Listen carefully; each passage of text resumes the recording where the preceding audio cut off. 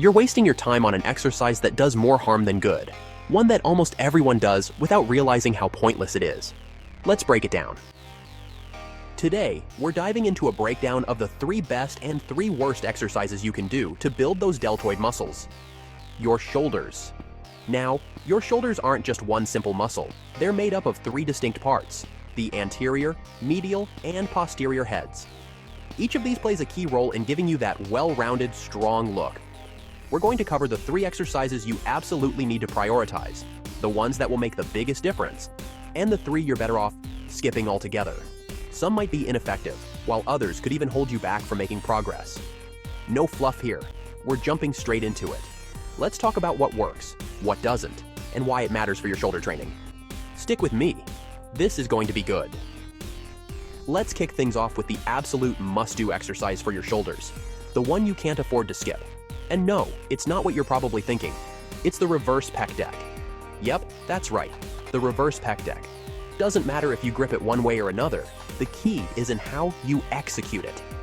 So why is this exercise the #1 priority? Why not a shoulder press? You might be thinking, that's ridiculous. Isn't a shoulder press supposed to be the go-to? Let me break it down. If you take 2 groups of people, one group that trains regularly and one that doesn't, and compare their shoulder muscles, here's what you'll find. The anterior delts, the front part of your shoulders, are almost always overdeveloped in those who work out. Why? Because everyone is obsessed with exercises like bench presses, shoulder presses, and push-ups. All of these movements hammer the front delts. Meanwhile, the side delts get some attention, but nowhere near as much. And the rear delts? Completely neglected. That's a big problem. Your rear delts are essential for balanced, strong shoulders, and they're critical for good posture. In fact, studies show that even people who regularly lift weights have rear delts that aren't much bigger than those of non-lifters. So, what does this mean for you? It means you need to make training your rear delts a top priority. That's why the reverse pec deck takes the crown. It's a game changer for hitting those neglected posterior delts. To get the most out of it, adjust your hand position to whatever feels natural. Bend your elbows slightly and focus on controlled reps. Trust me, your shoulders will thank you. Now, for the second must-do exercise, side laterals. But not just any side laterals. We're talking about the machine version. Let's get into why this one makes the list. This exercise is your ticket to building those wide, impressive shoulders that give you that classic V-taper and Superman look. It's all about creating that illusion of a smaller waist by emphasizing the width of your upper body. If you're not using a machine for this, don't worry, you can still get the job done with dumbbells. But let me tell you why the machine is so effective. The machine provides steady resistance throughout the entire range of motion, making it a fantastic tool for isolating the side delts and really pushing them to their limits. If you don't have access to a machine, the standing lateral raise with dumbbells is a strong alternative. Here's the key though, don't get caught up in doing every rep super strictly. Your shoulders can handle a lot more than you think, so don't be afraid to cheat a little at the end of your set. Let's say you've hit rep 10 or 12 and your form starts to falter. That's fine. Add a slight bounce or dance to your stance to keep those weights moving. This controlled cheat allows you to push past failure and squeeze out those extra reps, which helps maximize your gains. That's how you take your training to the next level, working harder than you thought possible.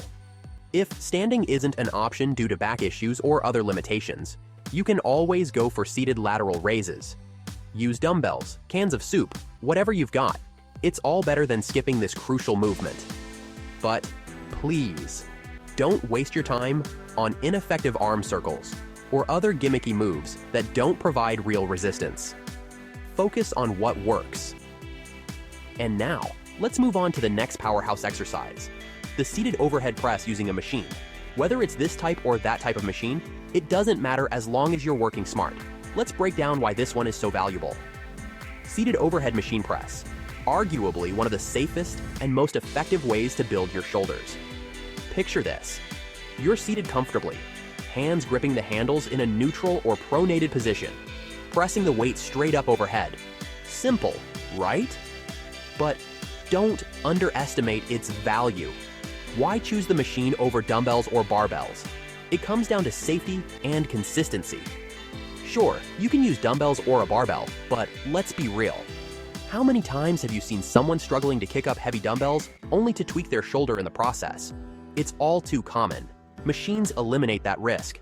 With the machine, you're minimizing the chance of injury while still targeting those delts effectively.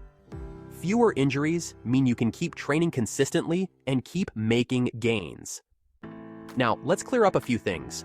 Behind the neck presses? Forget about it. These are outdated and put your shoulders in an awkward, unnatural position. Sure, back in the day, people thought it was the way to go, but now we know better. And what about standing barbell presses? They're great for CrossFit or Olympic lifting, but they come with more risk, especially for your lower back. If you're determined to go this route, make sure you're wearing a belt and being extra cautious. But for most people, the seated machine press is the smart choice. Don't have access to a machine? No problem. Grab some dumbbells and perform the movement slowly and with control. Focus on the eccentric phase. That's when you're lowering the weight. Take your time here, ideally aiming for a time under tension of around 40 seconds per set. This approach not only helps build strength, but also reduces the risk of injury. So, there you have it, the 3 best exercises to build strong, balanced shoulders. Let's dive into the first of the worst, upright rows. Here's why they might not be your best choice. Standing upright row, an exercise that often finds its way into shoulder workouts but can quickly become a problem if done incorrectly. Here's how it typically goes. You grab the bar, hands close together, and pull it up towards your chest. Sounds simple enough, right? Well, not so fast. The problem lies in how this movement can lead to shoulder impingement, especially if you're using a close grip or lifting the bar too high. That's where things can go south quickly. Instead of targeting your shoulders effectively, you're putting unnecessary strain on the joints, which could set you up for injury. Plus, you're already working your front delts more than necessary with other exercises. This move tends to overemphasize them. If you're enjoying this and finding it helpful, give it a like and hit that subscribe button. It really makes a difference. Now, if you still want to include upright rows in your routine, there's a safer way to do it. First, grab the bar with a wider grip. This helps reduce the strain on your shoulders. Second, don't lift the bar higher than parallel. Keeping your elbows level with your shoulders is key. Finally, lean slightly forward while performing the movement to shift the focus and reduce the risk of impingement. Done this way, it can actually be a decent exercise, but only if you're meticulous about form. Even with these adjustments, upright rows are still considered one of the worst exercises because of their potential for harm if done carelessly. It's an exercise that demands caution, which is why it makes the worst list. Now, let's move on to another problematic movement. Let's move on to the second worst exercise, face pulls. Now, this one gets a ton of hype. It's like the golden child of shoulder workouts for some people, but here's the reality. 90% of people out there are doing it completely wrong. Seriously, most of the time, it's not even close to what it's supposed to be. What usually happens? You grab a rope, a bar, or some kind of handle and start pulling it towards your face like it's a row. Nope, that's not how it's done. Face pulls aren't supposed to be a seated row or an upright row. The correct way is to pull the handles from a position above your head. Let me say it again, above your head. And instead of grabbing the handles palms down, you need to go underneath, so your hands are in a more neutral position. Here's how it works. Start high, pull down and back, and lead with your hands, not your elbows. Imagine striking a back double bicep pose. Boom! That's the motion you're aiming for. The goal is to engage your rear delts by pulling the rope toward your face, not your chest or shoulders. Done correctly, this movement targets the rear delts and upper back beautifully, but it's tricky to nail the form. That's why it lands on the worst list for most people.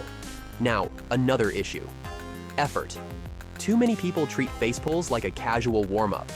Half-hearted reps, not enough weight, and no progressive overload. If you're not challenging yourself, you're just wasting time. That's why I'll always favor something like the reverse pec deck. It's straightforward, effective, and harder to mess up. And finally, we've arrived at the absolute worst, most ridiculous exercise people can't seem to stop doing. Let's talk about it. Front raises. Here's why they're at the very bottom of the list. Front raises to the mix is just overkill. Instead of helping, it contributes to imbalances, poor posture, and that hunched forward look. If you want a balanced, well-rounded physique, it's time to shift the focus to the rear delts, the part of your shoulders that's usually neglected. So, here's what I suggest. For every set of front raises you're tempted to do, replace it with an exercise for the rear delts, like reverse pec deck or rear delt flies. Trust me, it makes way more sense for building proportional shoulders and improving your posture. If you've been doing these movements wrong or feel like your training hasn't been as effective as it could be, give these adjustments a shot. And while you're here, if you found this helpful, don't forget check out those other videos popping up on your screen for even more tips and tricks to level up your training. See you in the next one.